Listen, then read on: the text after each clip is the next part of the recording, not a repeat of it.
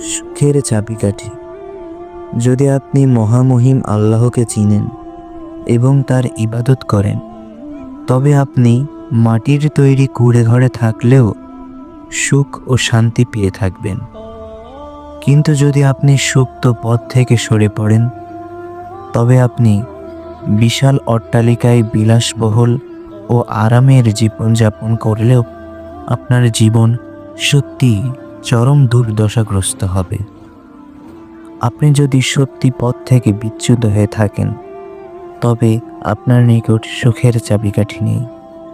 আল্লাহ বলছেন, আমি তাকে, অর্থাৎ কারুনকে এক ধনভাণ্ডার দান করেছিলাম, যার চাবিসমূহ একদল শক্তিশালী লোক কষ্ট করে বহন করত।